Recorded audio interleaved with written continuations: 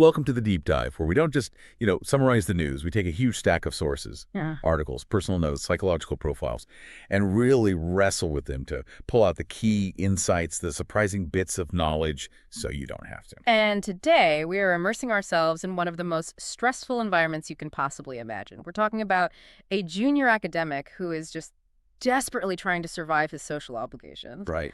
Our subject is James Dixon, a man fighting tooth and nail for tenure, but he's not fighting against intellectual heavyweights. He's fighting against sheer professional pretense and these just unbearable social demands. That sounds almost universal, really.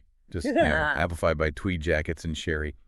So our mission today is to use this whole saga of Dixon's battle for a job renewal as a practical field guide, maybe a cautionary one. Definitely cautionary. We're going to extract the survival strategies and, of course, the spectacular self-destructive failures from a man whose internal life is just defined by this deep, corrosive mix of anxiety and cynicism. We've got a really comprehensive set of sources on this. They detail his professional compromises, his romantic entanglements, and his eventual, and I'd say glorious, public breakdown. Glorious is a good word for it. And Dixon himself gives us this immediate insight into the huge psychological cost of just existing in this world.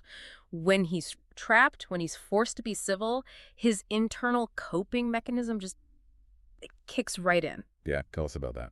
He describes it as plotting internally to cause, and this is a quote, a deep, dangerous flush to suffuse his face, or he'll draw his lower lip under his top teeth. That is such a classic physical sign of someone trying to keep a lid on explosive stress. Yeah. It's not about expressing himself, is it? It's about self-containment. Exactly. Using these little physical acts to stop the real, honest fury from just, bursting out. It's the armor of politeness. That's a perfect way to put it. He's constantly managing his own body language to convey an interest or a respect that he absolutely does not feel.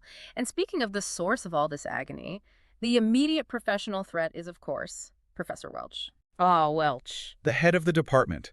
The man who holds Dixon's entire future in his hands. And Welch is just a masterclass in petty tyranny. Our sources make it so clear that he insists on the title professor with a kind of zeal that suggests he thinks it's the only thing validating his whole existence. Right. And he sets the